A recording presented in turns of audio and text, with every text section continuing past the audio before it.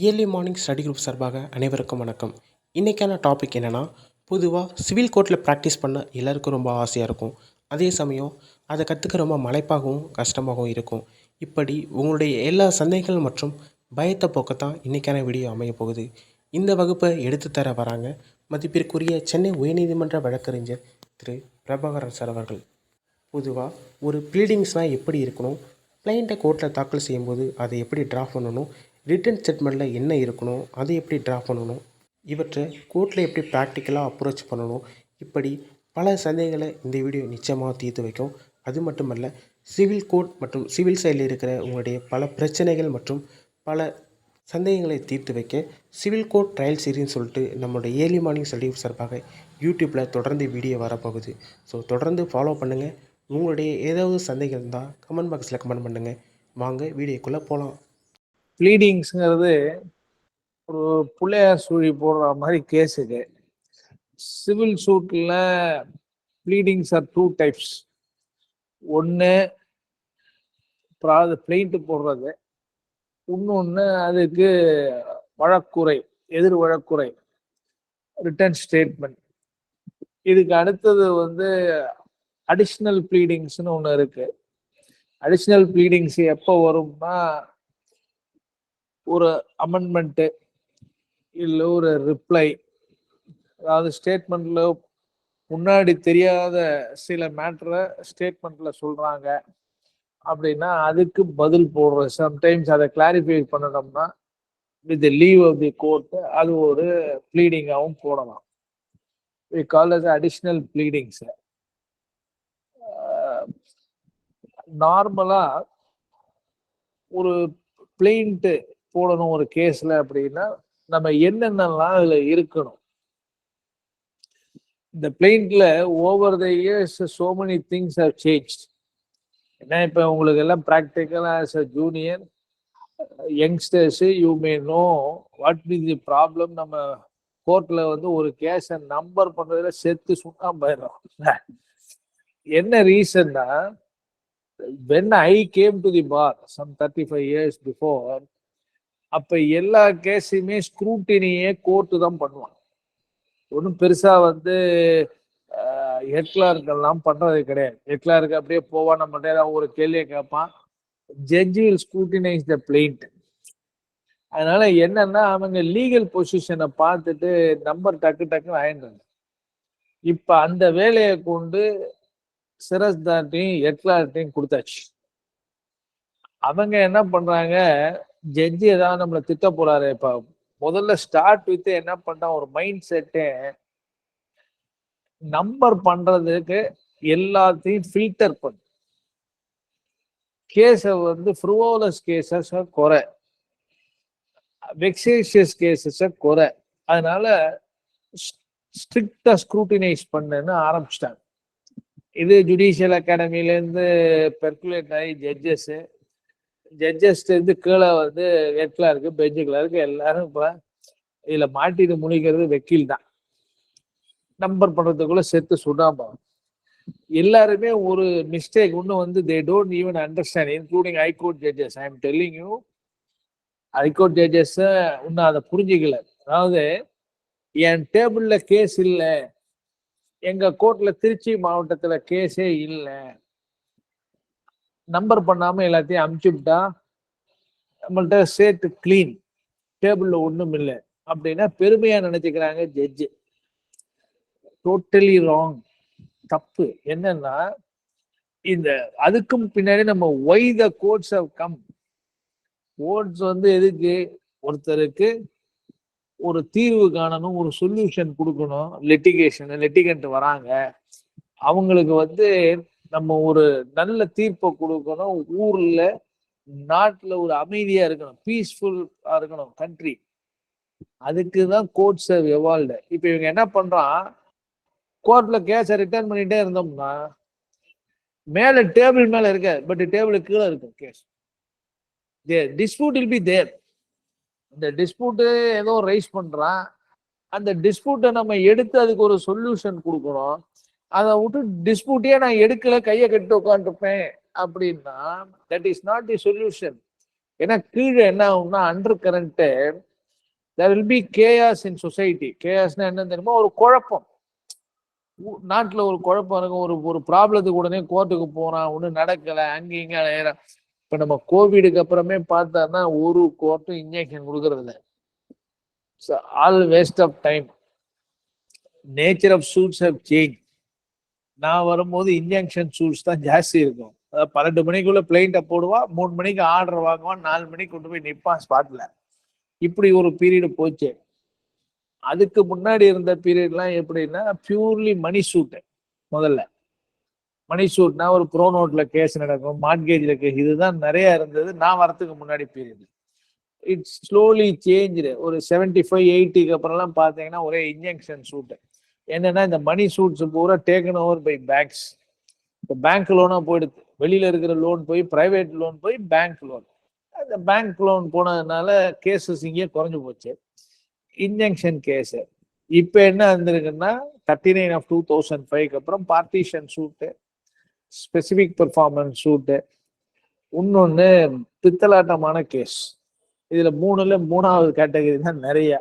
என்னன்னா ஒரு கடன் கொடுக்குறவனுக்கு, அதாவது those who can get the loan from bank, third பார்ட்டிகிட்ட வாங்குறான்னா முன்னாடி என்ன பண்ணா அந்த அக்ரிமெண்ட்டை போட்டுட்டு இருந்தான். இந்த அக்ரிமெண்ட்டை போடுறது என்ன ப்ராப்ளம் வந்ததுன்னா என்ஃபோர்ஸ் பண்ணும் போது ரீஃபண்ட் கொடுத்துட்டுருந்தான் கோர்ட்ல. இவங்க அதனால என்ன பண்ணா, இப்ப அக்ரிமெண்ட்டை விட்டுட்டு கிரைய பத்திரமாவே போடுறா, நீ கடனை திருப்பி கொடுத்த உடனே நான் கிரைய பத்திரத்தை கேன்சல் பண்ணி கொடுத்துட்றேன் அப்படின்னு அடுத்த பாயிண்ட் எடுத்துக்கா. அதாவது when the law moves ahead or the court moves ahead, இந்த மாதிரி ஃப்ராட்ஸ்டர்ஸ், ஏமாத்துக்காரங்க அதுக்கு ஒருபடி மேல நிற்கிறான். Now coming to the pleadings. ப்ளீடிங்ல ஒரு பீரியட்ல ப்ளீடிங்ல என்னென்ன இருக்கணும் ஒரு பிளைண்ட்ல அப்படிங்கிறத நம்ம பார்க்கணும். நார்மலா பார்த்தீங்கன்னா காஸ்ட் டைட்டில், அதாவது வாதி பிரதிவாதி பேரு, ஊரு, அட்ரஸ். அதுக்கப்புறம் அடுத்தது சப்ஜெக்ட் மேட்டர். சப்ஜெக்ட் மேட்டருக்கு அப்புறம் cause of action, valuation, prayer, description of property, list of documents. இதுதான் பிளைண்ட்ல இருக்கும். சின்ன கேள்வி பின்னாடி போறதுக்கு முன்னாடி, இதெல்லாம் ஸ்க்ரூட்டினைஸ் பண்றது முன்னாடி ஜட்ஜி பண்ணிட்டு இருந்தான். அதனால லாவை தெரிஞ்சு சில எல்லாம் கேட்க மாட்டான். இன்னைக்கு நீங்க போய் ஒரு பிளைண்ட்ல இம்மூவபிள் ப்ராப்பர்ட்டிக்கு பாடி ஆஃப் தி பிளைண்ட்ல இந்த கிராமம், இந்த தாலுகா, இந்த டிஸ்ட்ரிக்ட்ல உள்ள survey number, extent, 4 boundary, body of the plaint எல்லாம் கேட்டுங்க. பாடி ஆஃப் தி பிளைண்ட்ல சொல்லிட்டு டிஸ்கிரிப்ஷன் ஆஃப் ப்ராப்பர்ட்டின்னு ஒரு காலம் கொடுக்கலன்னா பிளைண்ட்டை ரிட்டர்ன் பண்ணுவான். இன்னைக்கு இருக்கிற stage. Second, cause of action ஒரு பேராகிராஃப் இல்லைன்னா ரிட்டர்ன் பண்ணிடுவான். இப்போ ரெண்டுத்துக்கும் வருவோம். எங்கேயாவது சிபிசியில் இம்மூவபிள் ப்ராப்பர்ட்டிக்கும் சொத்து வரத்தை தனியா போடணும்னு ஏதாவது ரூல் இருக்கா? கிடையாது. It is not the rule of law but the rule of convenience. என்னன்னு சொல்றேன், ஒரு 100 வருஷத்துக்கு முன்னாடி ப்ராபபிளி உங்க எக்ஸ்பீரியன்ஸ் கம்மியா இருக்கலாம். 100 வருஷத்துக்கு முன்னாடி உள்ள பத்திரங்கள்லாம் பார்த்தீங்கன்னா, அதாவது 1900க்குலாம் முன்னாடி, 1890, 1895 இந்த மாதிரி ஏற்பட்ட பத்திரங்கள்லாம் பார்த்தீங்கன்னா அதுல டிஸ்கிரிப்ஷன் ஆஃப் ப்ராப்பர்ட்டின்னு தனியா இருக்காது. Description of property will be part of the plaint. அதாவது பாடி ஆஃப் தி பிளைண்ட்லயே இந்த டிஸ்கிரிப்ஷன் ஆஃப் ப்ராப்பர்ட்டியை கொடுத்துருவான். இப்ப நீங்க இந்த மாதிரி டிஸ்கிரிப்ஷன் ஆஃப் ப்ராப்பர்ட்டியை ஒரு பிளைண்ட்ல கொடுத்துட்டு தனியா டிஸ்கிரிப்ஷன் ஆஃப் ப்ராப்பர்ட்டின்னு ஒரு காலம் இல்லை அப்படின்னு சொல்லிட்டா இப்ப ரிட்டர்ன் பண்ணிடுவான். இப்ப நீங்க டிஸ்கிரிப்ஷன் ஆஃப் ப்ராப்பர்ட்டியை தனியா போடணும். எங்கேயாவது சிபிசில டிஸ்கிரிப்ஷன் ஆஃப் ப்ராப்பர்ட்டின்னு ஒண்ணு இருக்கா? கிடையாது. சேல் டீல் அந்த காலத்துல இல்ல, உள்ளேயே சொல்லிடுவாங்க. இப்ப என்ன பண்றான், ரிஜிஸ்டர் டாக்குமெண்ட்டுக்கு ரிஜிஸ்ட்ரேஷனுக்கு போனீங்கன்னா தனியா ஒரு டிஸ்கிரிப்ஷன் ஆஃப் ப்ராப்பர்ட்டி இல்லைன்னா ரிஜிஸ்டர் பண்ண முடியாது. என்ன ரீசன்னா அவங்கள பொறுத்தவரையில் என்கம்பரன்ஸ்ல பார்க்கணும். இமீடியட்டா டிஸ்கிரிப்ஷன் அப்புறம் they will directly go to that page. therefore அதே தான் நம்ம இப்போ கோர்ட்லயும் கொண்டுட்டோம். நீங்க ஃபார்ம்ஸ் பாத்தீங்கன்னா சிபிசில ஒரு ஃபார்ம்ல கூட டிஸ்கிரிப்ஷன் ஆஃப் ப்ராப்பர்ட்டியை தனியா சொல்லணும்னு எதுவுமே இருக்காது. Description of property as to if it is in case of an immovable property, description of property should be there under Order 7 Rule 3. Where I will come there. But it does not say that there should be a separate description of property column. This property should be sufficiently identifiable. Whether it is in the first part of the plaint or in the last page of the plaint doesn't matter. Therefore, இந்த பிளெயின்ட்ல description of property சொல்லணுமான்னா immovable ப்ராப்பர்ட்டிக்கு சொல்லணும். எங்க சொல்லணும்ங்கிறது கிடையாது. It is your convenience. Suppose சில பேர் ஆரம்பிப்பாங்க, இந்த old பிளெயின்ட்லாம் பார்த்தீங்கன்னா that the subject matter of the suit is in respect of the property situated in Tiruchirappalli district, Tiruchi Taluka, Varayur, so and so street, door number, and extent of அப்படின்னு ஆரம்பிச்சிருவான் பிளெயின்ட்லயே. That will be the description of property. There won't be any description of property column. But today, even if you give me a description in the body of the plaint, there should necessarily be a description of property shown separately in the after the prayer. This is a rule of convenience. The second, what is a cause of action? அந்த cause of action ஒரு தனியா paragraph நம்ம போட்டு எழுதுறோம். இப்போ suppose you file a suit for specific performance, ஒரு agreement மேல case போட்டோம்னா cause of action arose on such 1/1/2023 when the agreement was entered into between the parties and on 1/7/2023 when the time given in the contract, namely 6 months, has expired, and every day thereon which arose in the place where it is. இப்போ இந்த cos of action paragraph இல்லைன்னா பிளேட்டை return பண்ணுவோம். But what is cause of action? அது எங்க plead பண்ணணும்? Cause of action is nothing but a bundle of facts. Cause of action தனியா ஒரு பேராகிராஃபே தேவை கிடையாது. The entire pleading or the plaint has to be read as a whole to come to a conclusion whether there is a cause of action or not. அதனால நேர cos of action ஒரு சூட்டுக்கு இருக்கான்னா அந்த காஸ் ஆஃப் ஆக்ஷன்ல ஒரு 3 லைன்ல கடைசியில இருக்கிறத படிக்காது. Out of my experience I tell you, நம்ம திருச்சியில போடுற பிளெயிண்ட் எல்லாம் 4-5 லைனுக்கு மேல காஸ் ஆஃப் ஆக்ஷன் இருக்காது. வேற கரூர்ல பாத்தீங்கன்னா ஒரு 1.25 பக்கத்துக்கு காஸ் ஆஃப் ஆக்ஷன் இருக்கு. என்ன ரீசன் கேட்டீங்கன்னா, திருச்சியில இந்த பிளெயிண்ட்லாம் நார்மலி டிராஃப்டட் பை லாயர்ஸ். கரூர்ல பார்த்தீங்கன்னா many of the plaints are drafted by stenos. தனியா 4 ஸ்டெனோ இருக்காங்க, அவனுக்கு தெரிஞ்சது அடிப்பான். அவங்க அந்த ஸ்டெனோஸ் பூரா பேக்ரவுண்ட் பார்த்தீங்கன்னா ரிட்டையர்டு சரஸ்தார், ஹெட் கிளார்க் இவங்க உட்காந்துருக்காங்க. அவங்க என்ன பண்ணுவான், அந்த என்டையர் பிளெயிண்ட் ப்ளீடிங் இருக்கிறத பூரா திருப்பி ரிப்பீட் பண்ணுவான் cause of action பேராகிராஃப்ல.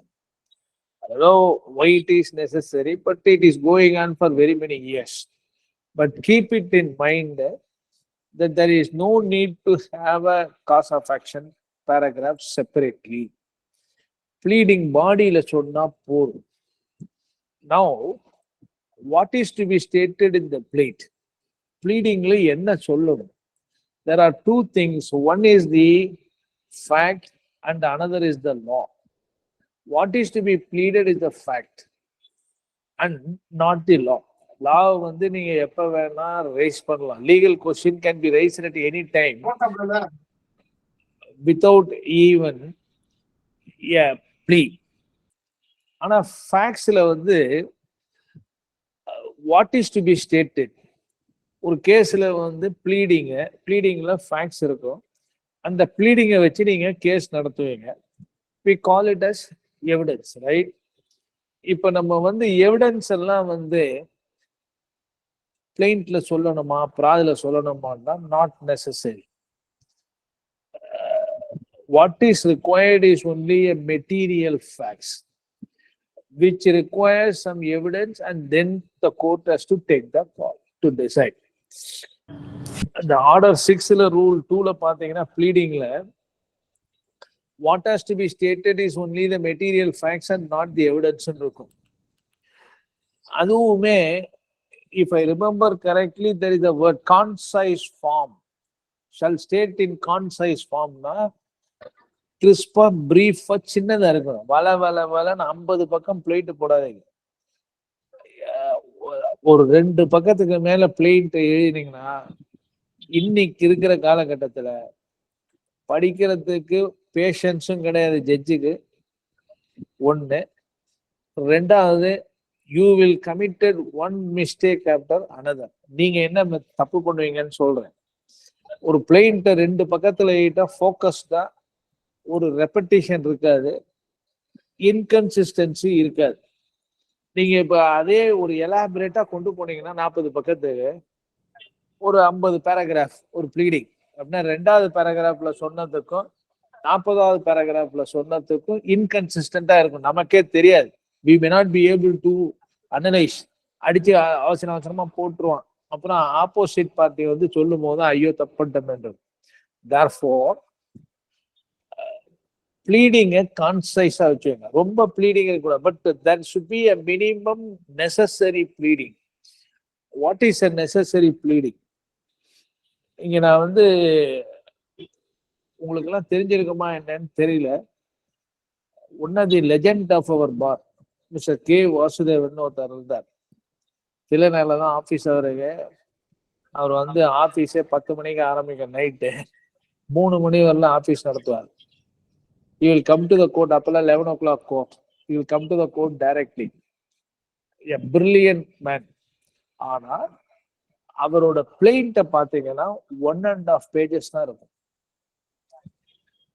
First page திருப்பி செகண்ட் பேஜ்ல லாஸ்ட்ல காஸ் ஆஃப் ஆக்ஷன் வந்துடும். 3வது பேஜ்ல prayer, description of property, over. இந்த காஸ்ட் டைட்டிலையும் காஸ் ஆஃப் ஆக்ஷனை ரிமூவ் பண்ணிட்டீங்கன்னா there will be only 3 paragraphs or 4 paragraphs. I am not joking. It is not an injunction suit. ஒரு டைட்டில் சூட்டே அப்படிதான் இருக்கும். என்ன பண்ணுவாருனாக்கா, the plaintiff is the absolute owner of the property. He had purchased the property from so and so. He is in possession. The defendant denies the right. Ends the suit. இதுக்கப்புறம் நீங்க போட வேண்டியது அத்தனையுமே matter of evidence. If I can also quote another my friend with great integrity, Mr. Shankarnu ஒருத்தர் இருக்கார், advocate, அரியலூர்ல. அவரோட பிளெயின்ட்ட பாத்தீங்கன்னா statement பார்த்தா ஒரு பக்கம் இருக்கும். நான் வந்து ஒரு எக்ஸாஜரேஷனுக்கு எல்லாம் சொல்லல, அதிகப்படுத்திலாம் சொல்லல. ஒரே பேஜ் தான், கீழே கைத்து வந்துடும். மெனி ஆஃப் தி கேசஸ் அவர் he will take a call. என்ன கால் எடுப்பார்னா, கிரக்ஸ் ஆஃப் தி இஷ்யூ என்ன, இது என்ன டினை பண்ணும், 10 லைன்ல ஸ்டேட்மெண்ட். அதர் திங்ஸ் எல்லாம் கன்சீட் பண்றதுக்கு எல்லாம் எழுத மாட்டார். இப்ப நான் பாக்குற நிறைய ஸ்டேட்மெண்ட்ல பாத்தீங்கன்னா பிளெயின்ல சொன்னது லைனா ஃபுல்லா டினை பண்ணிட்டு, அது பிளெயின்ல இருக்கிற அதே பேஜ் நம்மளோட ஸ்டேட்மெண்ட்ல ஃபர்ஸ்ட் ஆஃப், அடுத்த ஆஃப்ல இந்த ஸ்டேட்மெண்ட்டை பத்தி வரிசையா சொல்லுவான், அவனோட கேஸ சொல்லுவான். therefore a statement will be much lengthier than a plate. plate 3 பக்கம் தான், ஸ்டேட்மெண்ட் 5 பக்கம் இருக்கு. என்ன ரீசன்னா, நம்ம வந்து normally deny everything stated in the பிளெயின்ட்னு ஒரு ரூல் இருக்கு. ஆர்டர் 8 ரூல் 5ல பாத்தீங்கன்னா எவேசிவ் டினைல்னு ஒரு இது வரும். அதுல என்ன பண்ணுவா, நீங்க unless you deny categorically the averment made in the plaint, it is deemed to be admitted னு ஒண்ணு இருக்கு. அதனால பண்றோம். I will come there. நார்மலா என்ன பண்ணணும்னா, நீங்க பிளெயின்ட்ட படிச்சுட்டு பிளெயின்ட்ல என்ன சப்ஸ்டன்ஸ் கிரகிச்சுக்கங்க. அதுல ஒரு 5 பாயிண்ட் சொல்லியிருக்கேன் அப்படின்னா நீங்க 5 பாயிண்ட்டையும் டினை பண்ண மாட்டீங்க. ப்ராபபிளி நீங்க ஒரு 2 பாயிண்ட்டை டினை பண்ணி 3 பாயிண்ட் கரெக்டா இருக்கும். உதாரணத்துக்கு சொல்றேன், பார்ட்டிஷன் சூட்டு பார்ட்டிஷன் சூட்ல முதல் 2 பேராகிராஃபுக்கு பெடிகிரி டேபிள், ஜீனாலஜி டேபிள் போட்டிருப்பாங்க. நம்ம ரிலேஷன்ஷிப் எல்லாம் ஒத்துக்கிறோம்னு வச்சுங்க, அந்த வாதி சொன்ன ரிலேஷன்ஷிப்ல நீங்க திருப்பி ஒரு பேராகிராஃப் அடிக்கணுமா? தேவையில்லை. You can even keep silent or state that the relationship as stated in the plaintiff's true. முடிஞ்சு போச்சு. You can save 2 paragraphs. unnecessary pleading avoid பண்ணும். அதுக்கப்புறம் ஒரு 2 பாயிண்ட் தான் ப்ராபப்ளி நீங்க பார்ட்டிஷன் சூட்ல 39 of 2000 அப்ளை ஆகாது, அப்ளை ஆகும், தேர் நாட் ஹேர்ஸ், இதெல்லாம் வரும். அந்த மாதிரி இருக்கிற கேஸ்ல அதை மாத்திரம் தான் நம்ம ப்ளீடிங் போடுறோம். therefore avoid unnecessary materials which will strike your case. உங்களுக்கே தெரியாம நம்ம எதையாவது இன்அட்வர்டன்டா சொல்லிடுவோம், தப்பா போயிடும். Avoid all those things. இப்ப பிளெயின்ட்ல ப்ளீடிங் இருக்குன்னா there are 2 types of pleadings. ஒன்னு வந்து as a matter of fact ஒரு சேல் டீட் இருக்கு, சேல் டீடுக்கு என்னென்னலாம் ப்ளீடிங் இருக்கும். I am the owner of the property. வாதி சொத்தை வாங்கியிருக்காரு, 1/1/1998 இந்த சொத்தை கிடையாது வாங்கியிருக்காரு அப்படின்னு ஒரு லைன்ல எழுதலாம் இல்லையா? 2வது ப்ளீடிங் ஒண்ணு சொல்றேன். இந்த வாதியின் முன் பாத்தியஸ்தர் சோ அண்ட் சோ ஒரு கண்ணன், அந்த கண்ணன் திருக்காம்புலியூரை சேர்ந்தவர், அவரது தகப்பனார் பெயர் ராமசாமி. ராமசாமிக்கு பாத்தியப்பட்டு அந்த சொத்தை கண்ணன் அவர் காலத்திற்கு பிறகு கண்ணன் அனுபவித்து வந்து கண்ணன் வாதிக்கு ரூபாய் 1,00,000 1/1/98 அன்று ஒரு கிரைய பத்திரம் மூலம் பாத்தியப்படுத்தி உள்ளார். அந்த கிரைய பத்திரம் சட்டப்படி பதிவு செய்யப்பட்டு இந்த நம்பரில் பதிவு செய்யப்பட்டு சாட்சி கையொப்பம் விடப்பட்டு ஒத்துக்கொள்ளப்பட்டு நாளது வரை வாதி சொத்தை அனுபவித்து வருகிறார். இது 8 லைன் ஆயிப்போச்சு. நீங்க அன்னைக்கு இருந்த கே வாசுதேவனோ இன்னைக்கு அரியலூர் சங்கர் தேவ் போனீங்கன்னா வாதி இந்த சொத்தை 1/1/98 வாங்கி நாளது வரை அனுபவிக்கிறார். முடிஞ்சு போச்சு. இது ஃபேக்ட். இதுக்கு முன்னாடி அந்த வாதிக்கு வித்தவன் யாரு, அவனோட ரிலேஷன்ஷிப் என்ன, how is associated with property, இதெல்லாம் மேட்டர் ஆஃப் எவிடன்ஸ். இன்ஃபேக்ட் ஒரு கேஸ் அலகாபாத் ஹைகோர்ட்ல நான் வாதி ஓனர்னு மாத்திரம் போட்டான். தாவா சொத்து வாதிக்கு பாத்தியப்பட்ட சொத்து, வாதி அனுபவித்து வருகிறார், இதை பிரதிவாதி அத்துமீறி உள்ளே நுழைய எத்தனைக்கிறார், ஹென்ஸ் த சூட், ஒரு விளம்புகை பரிகாரத்திற்காகவும் இன்ஜெக்ஷனாகவும் சூட்னு போட்டான். ட்ரையல் வருது. ட்ரையல்ல என்ன பண்றா, வாதி ஓனர்னு சொல்றதுக்கு ஒரு சேல் டீடை கொண்டு போகணும். அந்த சேல் டீடை போடும்போது கீழே என்ன பண்றாங்க கோர்ட்ல, இந்த சேல் டீடை ஏத்துக்க முடியாது, there is no pleading with regard to the sale deed அப்படின்னு சொல்லி 2 கோர்ட்ல தள்ளிடுறான் கேஸ். உங்களுக்கு தெரியும், ப்ளீடிங் இல்லாத ஒரு டாக்குமெண்ட்டை எஸ்யூ பண்ணணும் அப்படின்னு ஒரு பிரின்சிபல் இருக்கு. எல்லா பக்கமும் ஜட்ஜ்மெண்ட் இருக்கும். சுப்ரீம் கோர்ட்லயே 2012 SECல ஒரு ஜட்ஜ்மெண்ட் இருக்கு. Any document which has not been pleaded has to be eschewed from evidence. எஸ்யூட்னா ரிமூவ் பண்றது, அதை எடுத்துக்கவே கூடாது, ஏத்துக்க கூடாது அப்படின்னு ஒரு ஜட்ஜ்மெண்ட். நான் சொல்றேன், இந்த அலகாபாத் ஹைகோர்ட் ஜட்ஜ்மெண்ட் என்ன சொல்லுவாங்க, அந்த ஜட்ஜி வாதி ஓனர்னு சொல்லிட்டாயா, அது ப்ளீடிங். வாதி எப்படி ஓனர் அப்படிங்கிறது மேட்டர் ஆஃப் எவிடன்ஸ். அதனால கிரைய பத்திரத்தை அப்புறம் போடுறத தப்பு இல்லை அப்படின்னு ஒரு ஜட்ஜ்மெண்ட் இருக்கு. பட் இன்னைக்கு காலகட்டத்துல எந்த கோர்ட்டாவது அதை ஏத்துக்குவானான்னு எனக்கு தெரியல. இதை இப்ப 2022 இந்த மாதிரி ஒரு ஜட்ஜ்மெண்ட் சொல்லி அதை நிறைய ஜட்ஜஸ் ஃபாலோ பண்ண ஆரம்பிச்சுட்டான். ப்ளீடிங் இல்லைன்னா கொடுக்கக்கூடாது. 1989 நம்ம ஹைகோர்ட்லயே எம் சீனிவாசன் ஜட்ஜ்மெண்ட் நினைக்கிறேன், இஃப் ஐ ரிமெம்பர் கரெக்ட்லி.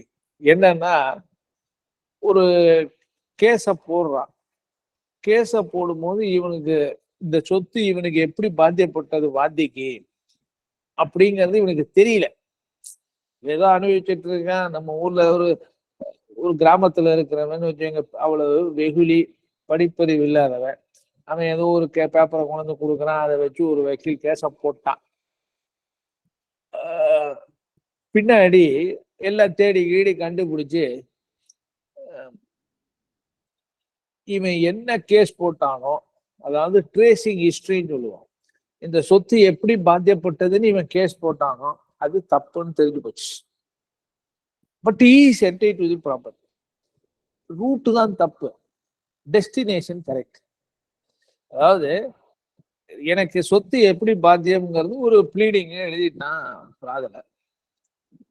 ஆனா எவிடன்ஸ் வரும்போது பார்த்தா இவன் சொன்ன ரூட்டு தப்பு.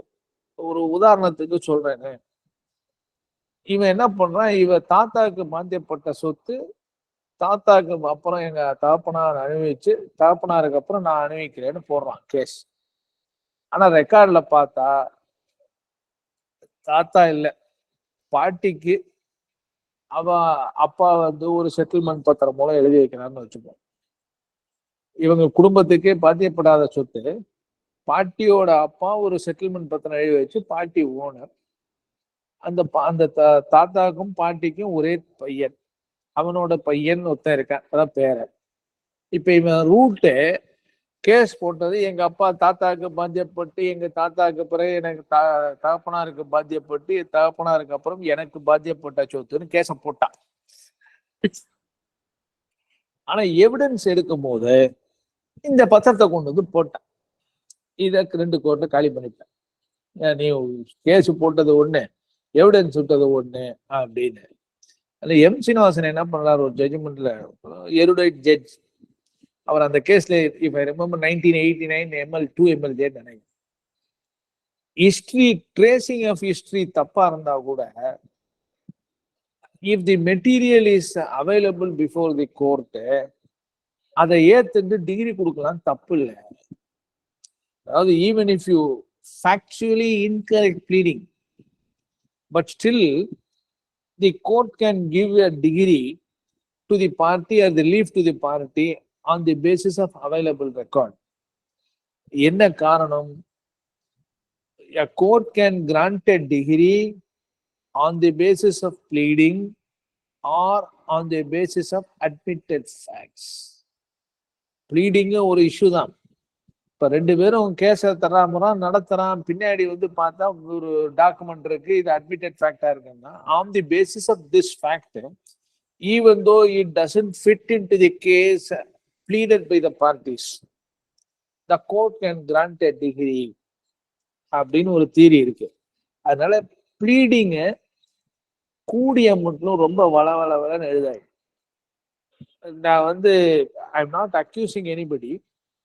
There are some people who write a very good Tamil. 2 பேரை சொல்லலாம், இப்ப எனக்கு டக்குன்னு தெரியுது, ஒரு 3 பேரை சொல்லலாம். ஒண்ணு வந்து முசிறியில செங்குட்டுன்னு ஒரு வக்கீல் இருக்காரு. அதே மாதிரி துறையூர்ல வி ராமமூர்த்தின்னு ஒருத்தர் இருக்காரு. இவங்க 2 பேரும் தமிழை படிச்சு பார்த்தீங்கன்னா உங்களுக்கு both of them are very good lawyers. நல்ல லீகல் ஸ்டாண்டிங்கும் உண்டு, அண்டர்ஸ்டாண்டிங் உண்டு. அந்த தமிழ்ல எழுதி இருக்கிறத நீங்க படிச்சு புரிஞ்சதுக்குள்ள செத்து சுண்ணாம்பு போயிடுவாங்க. No doubt very good Tamil, அதாவது நல்ல ப்ளீடிங். ஆனா நம்ம வந்து ஒரு சொசைட்டில அந்த தமிழை புரிஞ்சுக்கிறதுக்கே நமக்கு கஷ்டமா இருக்கும். இட் இஸ் நாட் அது ஒரு இங்கிலீஷ்ல எழுதினா தான் கஷ்டம், புரிஞ்சுக்க முடியாதுங்கெல்லாம் கிடையாது. நல்ல தமிழையும் நம்மளால புரிஞ்சுக்க முடியாது. அது உதாரணம் யாராவது இருந்தாங்கன்னா அவங்க பிளெயின்ட்டோ ஸ்டேட்மெண்ட்டோ வாங்கி கொஞ்சம் பாருங்க. தமிழ் எக்ஸலண்டா இருக்கும், really excellent, you can enjoy. But என்ன ப்ராப்ளம்னா அவங்க வந்து லீகல் பொசிஷனையும் சேர்த்து தான் எழுதுறாங்க ப்ளீடிங்ல. நான் பார்த்துருக்கேன், பல கேஸ்ல பார்த்துருக்கேன். நான் அவங்கள்ட்ட சொல்லியிருக்கேன், டேய் இந்த மாதிரி பிளெயின்ட்டை போட்டுட்டேன்னா இதுக்கு வந்து we have to spend some extra time to find out. ஏன்னா ஒரு 15 பக்கத்துக்கு தமிழ்ல இருக்கும். அதை பார்த்து ஒவ்வொரு லைனையும் நம்ம டினை பண்றதுக்குள்ள ஏதாவது விட்டுருவோமோன்னு பயம் வரும் ஸ்டேட்மெண்ட் தயார் பண்ணா.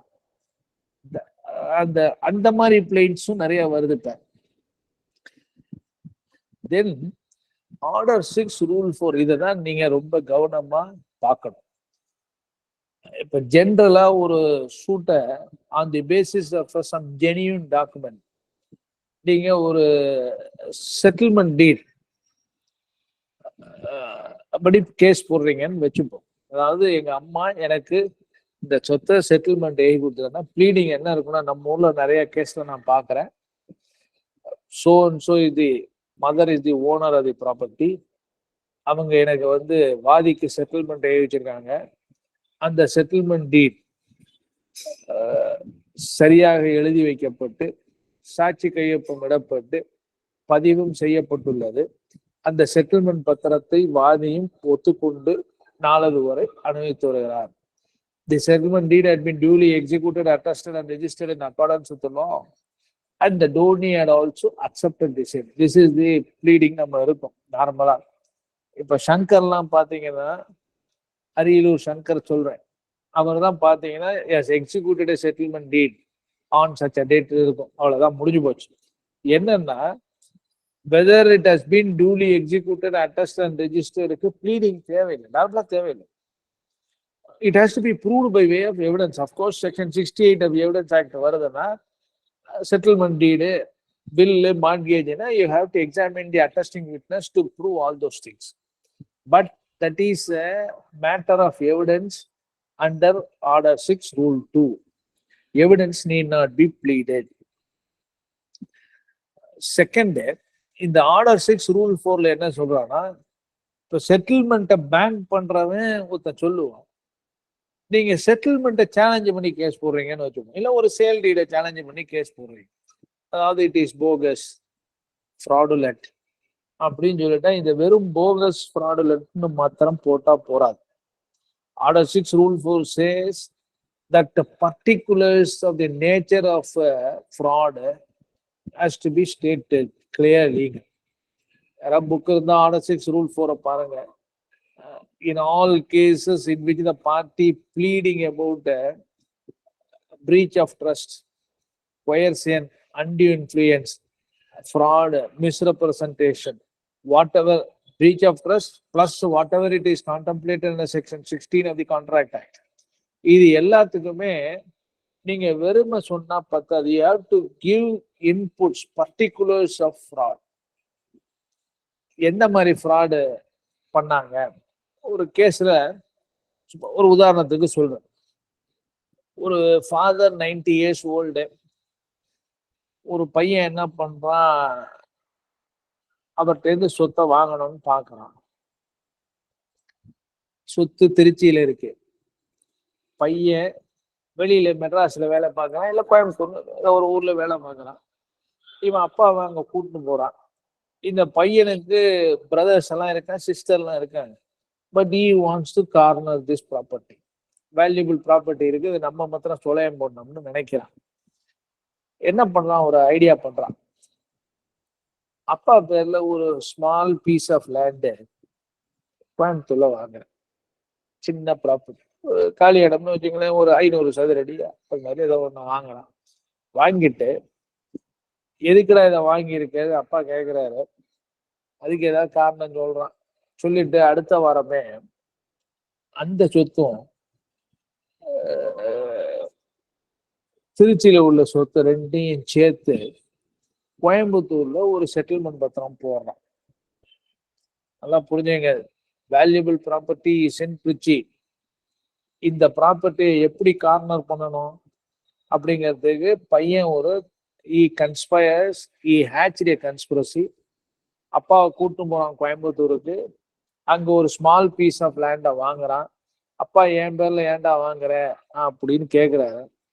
ஒரு வாரம் கழிச்சு என்ன பண்றான், அப்பா என் பேர்லயே கடன் கொடுக்குறேன்னு சொல்லிட்டான் பேங்க்ல, அதனால அந்த ப்ராப்பர்ட்டி நானே என் பேர்ல பண்ணிக்கிறேன், செட்டில்மெண்ட்டா ஏடு அப்படின்னா சரின்னு அப்பாவும் பில்லிங்கா போறாரு.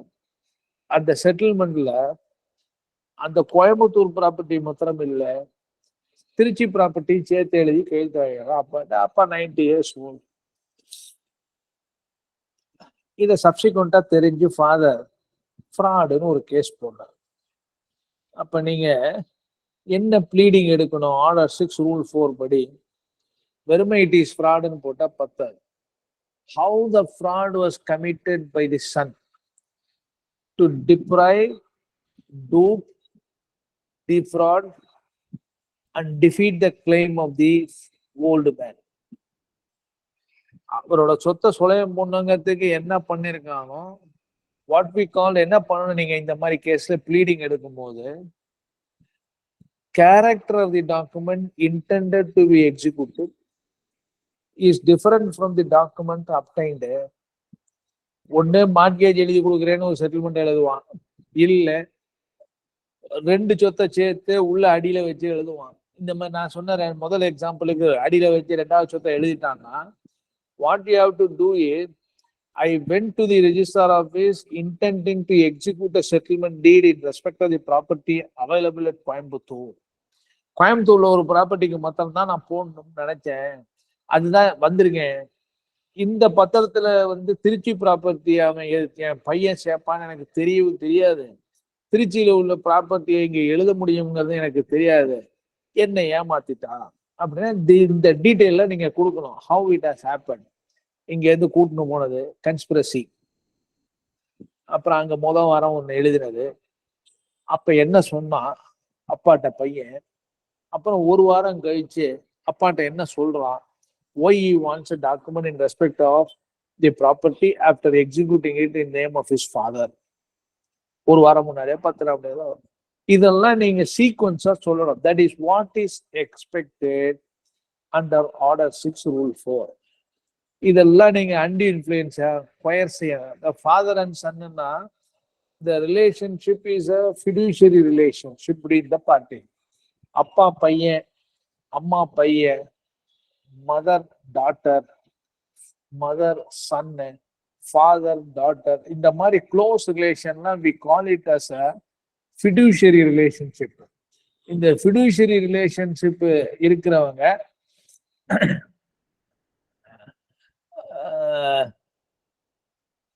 court will also look into it very seriously. பண்ணணும். என்னன்னா தமிழ்ல சொல்லுவாங்க, தலையை தடவி எழுதி வைட்ட அப்பாட்டனா அண்டி இன்ஃப்ளூயன்ஸ். உங்களுக்கு தெரிஞ்சிருங்க அண்டி இன்ஃப்ளூயன்ஸ்னா என்ன, ஃப்ராடுனா என்ன, மிஸ்ரெப்ரசன்டேஷன் என்ன. Some of them cannot go together. அதாவது மிஸ்ரெப்ரசன்டேஷனும் இது அண்டி இன்ஃப்ளூயன்ஸும் கொயர்ஸனும் ஒன்னா போகாது. ஏதாவது ஒரு ப்ளீடிங் எடுக்கணும். ஃப்ராடும் அண்டி இன்ஃப்ளூயன்ஸும் ஒன்னா போகும், ஏன்னா டிசப்ஷன்.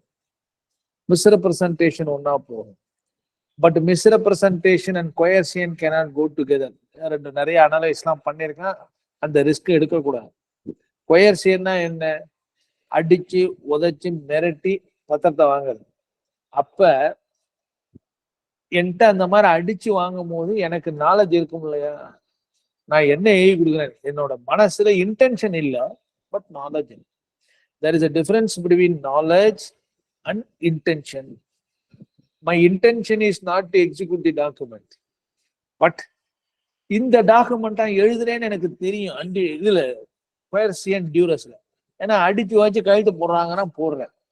வேற அண்டி இன்ஃப்ளூயன்ஸ்ல என்ன நேச்சர் ஆஃப் டாக்குமெண்டே தெரியாது. Because you have place so much of faith on a particular person. அந்த பர்சன் வந்து ஒருத்தர் சொல்லுறானா நீ நம்பிக்கையில கைது போடு. Purely based on trust. நம்பிக்கை, trust, belief, faith and confidence. இந்த 4 நீங்க இருக்குன்னா ஒரு கேஸ்ல அண்டி இன்ஃப்ளூயன்ஸுக்கு இதெல்லாம் ப்ளீட் பண்ணணும். ஐ place trust, belief, faith, confidence on the other man. நம்பிக்கை மோசடி அப்படின்னு நீங்க ஒரு ப்ளீடிங் எடுக்கணும். அண்டி இன்ஃப்ளூயன்ஸுக்கு நிறைய கேசஸ் இருக்கு. நான் கேன் சைட் ஒன் கேஸ். நீங்க எல்லாம் காலேஜ்ல இருந்து இப்பதான் வந்திருப்பீங்க. அல்காட் வர்சஸ் கிங்டம்னு ஒரு கேஸ். என்னன்னா ஒரு கிறிஸ்டியன் நன்னு, அவங்க ஒரு சிஸ்டர்ஹுட், அதாவது ஒரு சர்ச்சு இதுக்குள்ள, அந்த அசம்பிளிக்குள்ள உள்ள போயிடுறாங்க. போனதுக்கு அப்புறம் அந்த சர்ச்சு இந்த அம்மாவோட சிஸ்டரோட சொத்தை எழுதி வாங்கிடுவாங்க. அது என்னன்னா somewhere in 1862 or something like that சர்ச்சுக்கு போறாங்க. 1866 இந்த மாதிரி ஒரு பத்திரத்தை அவங்க எழுதி இந்த நன்னோட ப்ராப்பர்ட்டியை சர்ச்சுக்கு எடுத்துட்டு வாங்க ஒருத்தங்க. அந்த அம்மா 69 அந்த சர்ச்சை விட்டு வெளியில வருது. வந்துட்டு 74, 1874, I'm telling you, 1874 or 1876, she files a suit. என்னன்னா இந்த மாதிரி ஒரு அன்டியூ இன்ஃப்ளூயன்ஸ்ல என்னை கொண்டு போய் பண்ணிட்டாங்க. எனக்கு அப்ப வந்து நான் I was under the influence of that church அப்படின்னு ஒரு எடுக்கிறாங்க. இதுக்கு பேர் என்னன்னா, நிறைய பேர் எழுதுவாங்க, mind did not follow the hand. கையெழுத்து போடுது கை, ஆனா மைண்டு அப்ளை ஆகல, டிட் நாட் ஃபாலோ. அது அன்டி இன்ஃப்ளூயன்ஸுக்கு உண்டு, கொயர்சியனுக்கு கிடையாது. இதை நீங்க இதெல்லாம் எழுதணும். Mind did not follow, I have been taken. அந்த அம்மா ஒரு ப்ளீடிங் எடுத்துது, ஹவுஸ் ஆஃப் லார்ட்ஸ் வரலும் போகுது அந்த கேஸ் ப்ரிவி கவுன்சில். அவங்க என்ன பண்றாங்க, இந்த அம்மா சொன்னது அத்தனையும் அக்செப்ட் பண்ணிட்டான். அன்டி இன்ஃப்ளூயன்ஸ் எல்லாம் correct, she has been under the influence of the church எழுதி வாங்கிட்டாங்கன்னு சொல்லிட்டு ultimately the case was dismissed. என்னன்னா, she came out of the church somewhere in 1869 and has filed the suit in 1876 after 3 years. That is, after 6 years, 7 years. You know the limitation for filing such a suit is 3 years from the date of knowledge. இதுல என்ன fix பண்ணுவாங்கன்னா, the lady who was in this church came out of the church in 1869. அப்ப document 1866, 1869ல வெளியில வந்ததுக்கு அப்புறம் அந்த clutches, அதாவது undue influence exercised by the church have all gone in 1869. Once it is gone in 1869, நீங்க ஒரு mind is free, right? You know the nature of documents, எழுதி கொடுத்தது தெரியும், but it is only under some influence. அந்த influence முடிஞ்சதுக்கு அப்புறமே the time will start kicking. நீங்க உடனே 3 இயர்ஸுக்குள்ள சூட் அப் போட்டிருக்கணும், போடல, அந்த பாயிண்ட்ல நிறுத்திடுவாங்க. But the pleading was there. The point here is she pleaded everything, that she went into the church in 1862. She was under total control of the church. She was asked to execute the document. Unwittingly, I have also executed the document.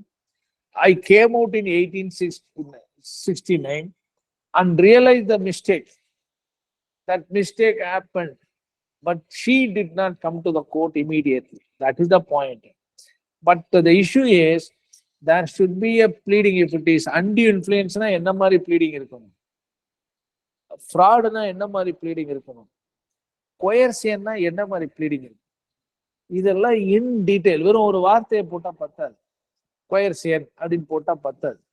கொயர்சியன்னா இப்ப என்ன, game கொண்டு போய் மிரட்டிருப்பான், அடிச்சிருப்பான், இதெல்லாம் நீங்க you have to bring out. மிரட்டினது, அடிச்சது எல்லாத்தையும் நீங்க கொண்டு வரணும் கேஸ்ல, இல்லைன்னா நிக்காது. இப்போ சப்போஸ் ஒரு இடத்துல கூட்டு போனவங்களை வீட்டுல இருந்து கூட்டு போய் ஒரு லாட்ஜில் உட்கார வச்சு அடிக்கிறாங்கன்னா, அந்த time, date, events and the place where it has happen, these are all wilted. அப்புறம் இந்த மாதிரி மிரட்டினா அடிச்சான்னா அவன் ஒத்தமத்துல இருந்திருக்க மாட்டான், இன்னும் 4 பேர் கூட இருந்திருப்பான். You should be able to identify, or you should say unidentified men were there. எனக்கு யாருன்னே தெரியாது, அவங்க ஒரு 4 பேர் இருந்தாங்க, இந்த மாதிரி இந்த ஹோட்டல் நடந்தது, இந்த இடத்துல நடந்ததுன்னா you have to give the detail under order 6 rule 4. அந்த டீடைல் இல்லை அப்படின்னா நார்மலா court will not take into account the plea of under influence, fraud, trust, breach of trust, இதெல்லாம் எடுக்க மாட்டாங்க. அதனால pleading is very vital, whether it is a plaint or a statement. அடுத்தது denial of contract ஒன்று இருக்கும். அது order 6 rule 8 நினைக்கிறேன். Order 6 rule 8ல ஒரு நீங்க கான்ட்ராக்ட் படி போடுறான் கேஸ், ஒப்பந்தம், ஒரு அக்ரிமெண்ட், ஒரு ஸ்பெசிபிக் பெர்ஃபார்மன்ஸ் வச்சுங்களேன்.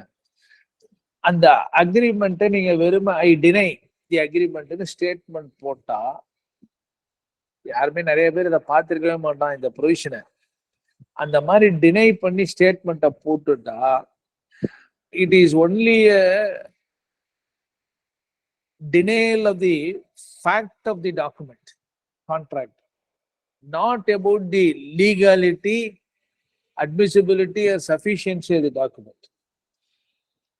அது போடுறாரு, the plaintiff has entered into an agreement of sale with the defendant on such and such a date அப்படின்னு போனோம். டிஃபெண்டன்ட் என்ன பண்றாரு, தி அக்ரிமெண்ட் இஸ் டினைட் அப்படின்னு போட்டுட்டா, it does not mean that you are questioning the legality or sufficiently in law of such a contract. அதுக்கு என்ன பண்ணணும், நீங்க if it is in statement or in the reply, detail எழுதும். Not only denying the contract, how you are denying it, about the execution, about the attestation, about the happening of the event, or the genuineness of the contract, fraud or impersonation. Impersonation தெரியும், என் பேர்ல இன்னொருத்தனை கொண்டு போய் வச்சு எழுத, that is also possible. அது நீங்க you have to take plea under order 8 rule 6. நிறைய பேர் அதை செய்யறது இல்லை. அதுக்கு அடுத்தது, ஒரு டாக்குமெண்ட் இருந்தா ஒரு டாக்குமெண்ட்டை ப்ளீட் பண்ண முடியும் போது எஃபெக்ட் ஆஃப் தி டாக்குமெண்ட்டை ப்ளீட் பண்ணணுங்கிறான். என்ன effect of the document? Settlement deed had been எக்ஸிக்யூட்டட்னு போட்டுட்டா எஃபெக்ட் ஆஃப் தி டாக்குமெண்ட் ஆகாது. Accepted by the donee and is in possession அப்படின்னு போடுறது தான் அந்த ஆர்டர் 6 ரூல் 9ல effect of the document to be stated. Sale deed இருக்கு, sale டீடோட எஃபெக்ட் என்ன? After the sale deed I became the owner, right? அதை சொல்லணும் தான்.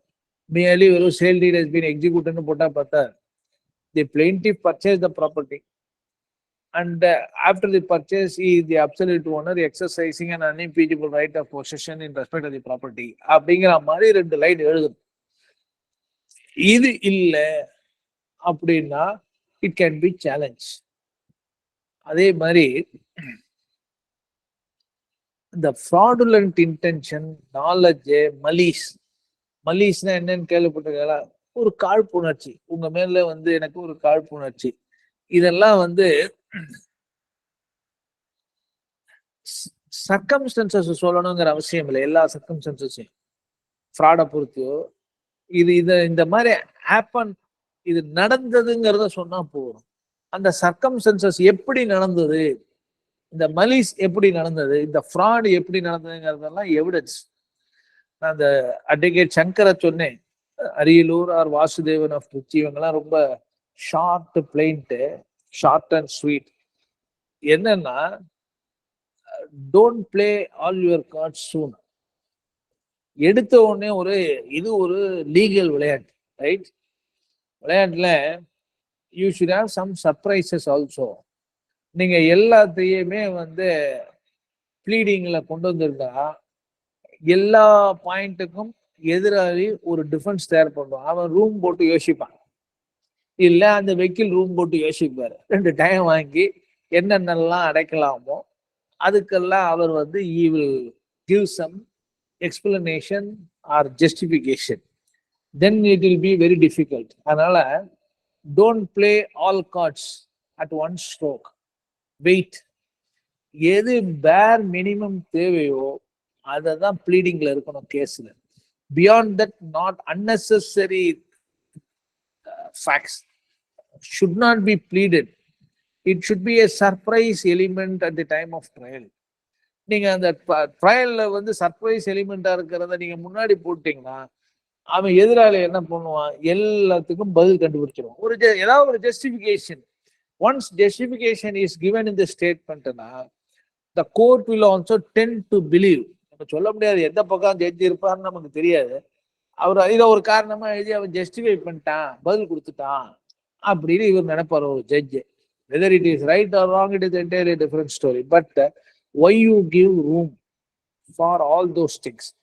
அதனால கான்சைஸா இருக்கணும், எஃபெக்ட் ஆஃப் தி டாக்குமெண்ட்டை சொல்லணும், ஃப்ராடை டீட்டெயில் கொடுக்கணும். ஏன்னா நிறைய சுப்ரீம் கோர்ட் ஜட்ஜ்மெண்ட்லாம் ஆர்டர் 6 ரூல் 4ல if you say mere fraudulently obtained பத்தாதுங்கிறா. You give the instance or how it has happen, narrate the fact, அதையும் நீங்க சொல்லணும். Once you say in the plaint, then it will move on to the statement. அந்த statement is also எப்படி நான் இப்ப கொடுத்ததெல்லாம் உங்களுக்கு ஜென்ரலா கொடுத்துருக்கேன். ஃபேக்டை தான் நம்ம ப்ளீட் பண்ணோம். Law need not be pleaded. But I have got some doubts. Some of the judgement என்ன பண்றா, நான் ஐ ஓன்ட் இன்டர்ஃபியருங்கிற ஒரு கேஸ்ல இஃப் ஐ ரிமெம்பர் 2008 1MLJ, அதுல ஒரு கேஸ்ல நான் வந்து லீகல் பொசிஷனை ரைஸ் பண்ணியிருந்தேன். அதாவது ஆர்டிகல் 109ல settlement deed executed by the father has to be set aside within 12 years அப்படின்னு ஒரு ஆர்டிகல் 109 ஒன்று இருக்கு. அதுல ஒரு கொஸ்டின் ஆஃப் லாவை ப்ரேஸ் பண்ணி முன்னாடி it was in Chennai, but subsequently transferred. I argue the matter in 2008. அதுல என்ன பண்ணாரு அந்த ஜட்ஜில், he accepted the position, but ultimately the appeal was dismissed on the ground there was a concurrent finding. Since there is a concurrent finding, I don't want to go into this question. This is purely a question of law, whether a person has to இன்னொரு Sun வந்து அப்பாவோட ஏலினேஷனை question பண்ணாங்கன்னா whether he has to set aside the alienation or not before asking for partition. நான் article 109ல father has executed the settlement, அதனால within 12 years in the date of possession given to the other man, he has to file a suit for setting aside. Mere suit for partition does not lie ன்னு பேசுறேன். இதெல்லாம் எழுதியிருக்காரு. இது கீழ்கோர்ட்ல யாரும் பேசலன்னு appeal was dismiss. I was really surprise. But என்னன்னா, law chase நீ எவிடன்ஸையும் சொல்ல வேண்டியதில்லை, லீகல் பொசிஷனையும் சொல்ல தேவையில்லைங்க. Need not be pleaded. Order 6 rule 13ல பாத்தீங்கன்னா, there is a presumption with regard to law that can be raised at any point of time. There is no need for a person to plead the legal position, right?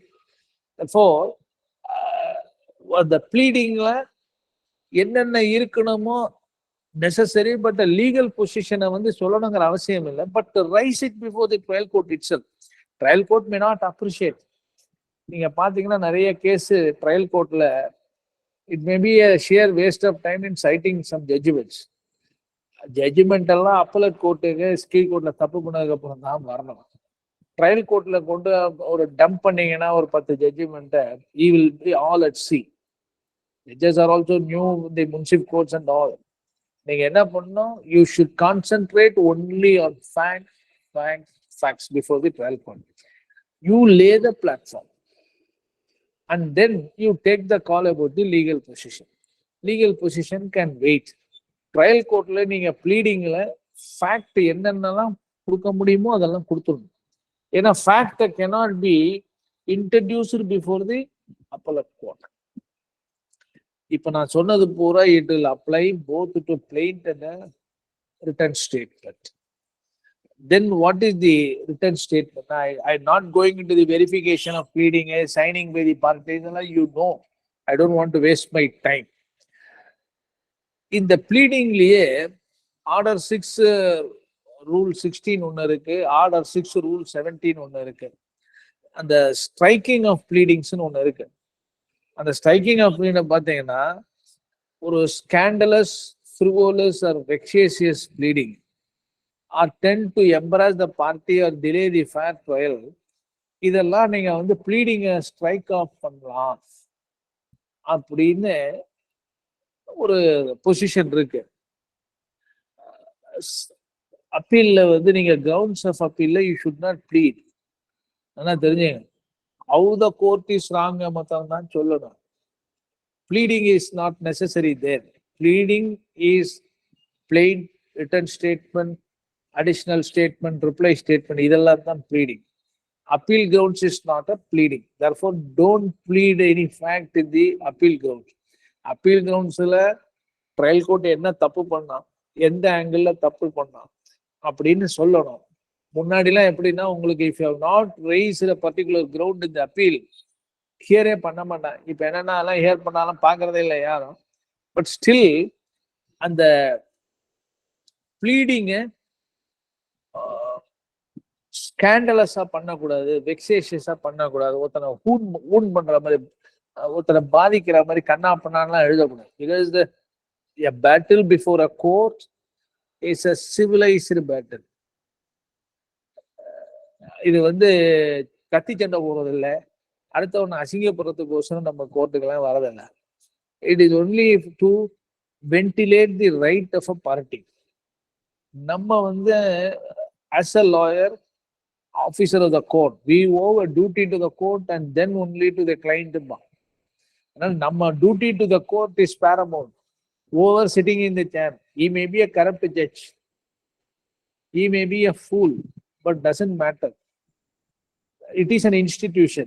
Therefore, as a lawyer, as an officer of the court, நம்ம அனாவசியமா தேவையில்லாத அசிங்கமான வார்த்தைகள்லாம் ப்ளீடிங்ல போடணும். It should be submissive, humbleness இருக்கணும். கண்ணா பண்ணா எழுதக்கூடாது. Always be humble. ஒரு பிளெயிண்ட்டை பார்த்தா, உங்களோட ப்ளீடிங்கை பார்த்தா it should be convincing to the court. அதை விட்டு நம்ம கண்ணா பின்னான்லாம் எழுதணும்னா அதில் ஃபர்ஸ்டே உங்களுக்கு ஒரு இம்ப்ரெஷன் என்ன ஆகும், கோர்ட் என்னடா கேஸ், அதுலேயே கோவப்பட்டுருவான். அதனால வித் ஆல் ஹம்பிள்னஸ் உங்களோட ப்ளீடிங் வந்து ப்ளீசிங்கா இருக்கும். It should not wound or offend anybody. அதை அஃபெண்ட் பண்ணினா நமக்கு தான் இடைஞ்சல் பின்னாடி. It's not to the client. Client ஒரு கேஸ்ல போயிடுவான். நீங்க you have to practise for your life time, right? உங்க reputation is the corner stone for lawyer. Reputation தான் பார்க்கணும். அதனால for heaven's sake, don't plead unnecessarily or vexatious or scandalous things and all. Avoid them. Be humble and submissive. அடுத்தது amendment of pleadings. இதுல தான் நிறைய இப்போ உங்களுக்கு ஆர்டர் 6 ரூல் 17ல பிஃபோர் 2002 ஒன்று, ஆஃப்டர் 2002 ஒரு ரெஸ்ட்ரிக்ஷன்லாம் கொடுத்துருக்கான். அமெண்ட்மெண்ட் எப்பெல்லாம் பண்ணலாம், provided it does not change the cause of action.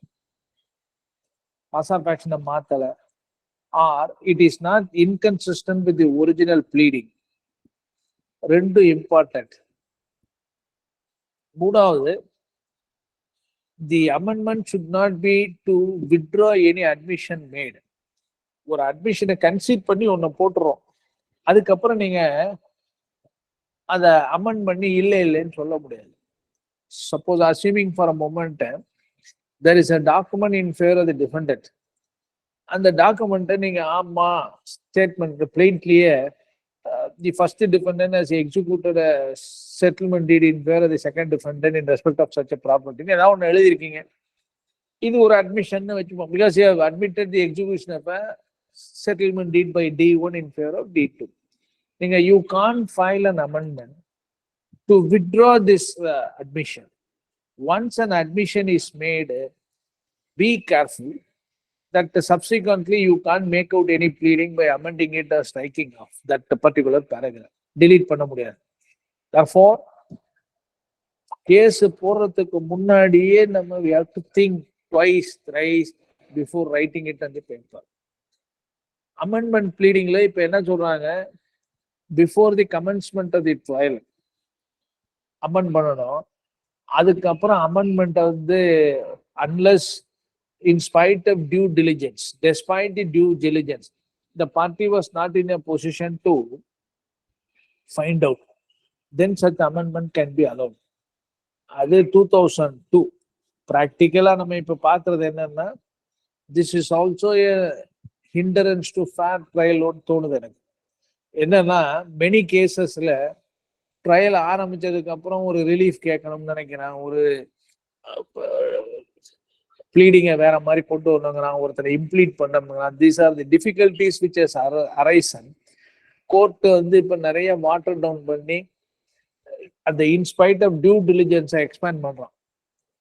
நீங்க பிளாங்கண்டா one if you interpret order 6 rule 17, then once there is the commencement of the trial, you must establish that there was in spite of due diligence. இது என்னால கண்டுபிடிக்க முடியல.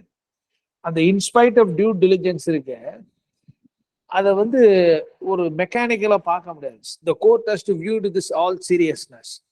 That இது முன்னாடியே அவனுக்கு தெரிஞ்சிருக்க வாய்ப்பு இருக்கு. இவன் டெலிபரேட்டா விட்டுட்டான்னா amendment application has to be dismissed. But இப்ப கொஞ்சம் அதை வாட்டர் டவுன் பண்ணி, ஏன்னா we find the difficulty of applying this principle. Probably it is now the time after 20 years, 21 years to revisit. இது மாத்திரம் இல்ல, இந்த ப்ரூஃப் ஆஃப் டவுட் போடுறான் பாருங்க, அத மாதிரி ஒரு பித்தலாட்டம் கிடையாது. அதையுமே ரீவிசிட் பண்ணணும். Probably they will do it also. இந்த அமெண்ட்மெண்ட் 2-3 இருக்கு. whether it will relate back to the date of the suit or it will relate back to the date of the amendment application. இந்த மாதிரிலாம் question வரும், ஏன்னா limitation பாயிண்ட்ல வந்துடும். அதனால be careful when you want to amend whether it will relate back to the date of the suit. ஏன்னா இப்ப ஒரு சூட்டை போட்டிருக்கீங்க, 2010 சூட்டை போட்டிருக்க, இப்ப போய் ட்ரையல் ஆரம்பிக்கலன்னே வச்சுப்போம். நீங்க இப்போ ஒரு அமெண்ட்மெண்ட்டை போட்டா அந்த அமெண்ட்மெண்ட் வந்து if it will not relate to the date of the suit, இன்னைக்கு அமெண்ட் பண்ண மாதிரி தான் இருக்கும் 2023ல. அன்னைக்கு 2023ல லிமிட்டேஷன்ல போயிடுதுன்னா என்ன பண்றது யோசிக்கிறேன் இல்லையா? அதனால டக்குன்னு அமெண்ட்மெண்ட்டை போட்டு கையை கட்டிக்காங்கன்னா some cases even without amendment we can survive. அப்படிங்கிற கேஸ்ல இந்த ரிஸ்க் எடுக்கக்கூடாது. அந்த பீரியடு ரொம்ப சூட்டு போட்டு நாளா எடுத்துனா we should be very careful. I will give one example. நம்ம ஊர் கேஸ் தான் சுப்ரீம் கோர்ட் போச்சு. ஐயா கண்ணு வர்சஸ் சம்பத் குமார்னு ஒரு case, AR 2002 Supreme Court. I'm not sure about the page. இந்த ஐயா கண்ணு உங்களுக்கு எல்லாம் தெரிஞ்சிருக்கிறதுக்கு வாய்ப்பு இருக்கு. வக்கீல் தான், இந்த உழவர் இதுல இருக்காரு இல்லையா, விவசாய சங்கம் அவரு. இந்த சம்பத் குமார்ங்கிறவர் யாருன்னா, is the cousin of our senior member Kanthimathinathan. அவங்க 2 பேருக்கும் ஒரு சூட்டு முசிறியில. அந்த சூட்ல the suit was filed somewhere in 1989 or go through the facts. 89 or 88. 10 வருஷத்துக்கு மேல கேஸ் பெண்டிங்ல இருக்கு முசிறியில முன்சிப் கோர்ட். 99ல ஒரு அப்ளிகேஷன் போகும் amendment. That amendment application was allowed. அது அப்புறம் சேலஞ்ச் பண்ணி ஹைகோர்ட் சுப்ரீம் கோர்ட்டுக்கு போறாங்க. சுப்ரீம் கோர்ட்ல என்ன சொல்றாங்க, இந்த கேஸ்ல என்ன பண்ணிருப்பாரு ஐயா கண்ணு, நான் ஐ ஆம் இன் பொசஷன் ஆஃப் தி ப்ராப்பர்ட்டி, நான் 1978லயே ஒரு போர்ஷன் ஆஃப் தி ப்ராப்பர்ட்டியை ஒரு ரிஜிஸ்டர்டு குத்தகைதாரருக்கு கொடுத்துட்டேன் அப்படின்லாம் கட்சி எடுத்திருப்பாரு. ரிஜிஸ்டர்ட் டெனன்ட், ரெக்கார்டட் டெனன்ட் 78ல. இவர் 89ல போட்ட சூட்ல, 88ல போட்ட சூட்ல அதையும் சொல்றாரு ஸ்டேட்மெண்ட்ல. அதுக்கப்புறம் 11 வருஷம் கழிச்சு அந்த அமெண்ட்மெண்ட் வருது. அந்த அமெண்ட்மெண்ட் போடும்போது கோர்ட் என்ன பண்ணா, supreme court, this amendment will not relate back to the date of the suit. 88க்கு போகாது. இந்த அப்ளிகேஷன் என்னைக்கு போட்டாங்களோ அன்னைக்கு போகும். அலோவ் பண்ண அன்னைக்கு கீழ்கோர்ட்ல அலோவ் பண்ணியிருக்காங்க, அன்னைக்கு வரும். அன்னைக்கு லிமிட்டேஷன்ல போயிடுதுன்னா கேஸ் போனதுதான். லிமிட்டேஷனை பொறுத்தவரைக்கும் ட்ரையல்ல பார்த்ததோ, but it will not relate back to the date of the suit. நார்மலா அமெண்ட்மெண்ட் வந்து உடனே போட்டோம்னா it will relate back to the date of the suit. இப்ப இந்த சுப்ரீம் கோர்ட் ஜட்ஜ்மெண்ட் வந்ததுக்கு அப்புறம் it is the law of the land நிறைய follow பண்ணிட்டாங்க. என்னன்னா, normally if an amendment application is filed, unless the court says that amendment application allow பண்ணும் போது date of the suit வந்து இது போகும் அப்படின்னு சொல்லி உத்தரவு போட்டா தான் டேட் ஆஃப் தி சூட் போகும், இல்லைன்னா டேட் ஆஃப் தி பெட்டிஷன் தான். அதனால இந்த அமெண்ட்மெண்ட் ஆஃப் தி ப்ளீடிங்ஸ்ல be very very very careful. இன்கன்சிஸ்டண்டா இருக்கக்கூடாது, அட்மிஷன் வித்ட்ரா பண்ண மாதிரி இருக்கக்கூடாது, வேற காசா நீங்க ஒரு கேஸை ஒண்ணு போட்டுட்டு வேற ஒரு கேஸுக்கு கொண்டு வரக்கூடாது அமெண்ட்மெண்ட்ல.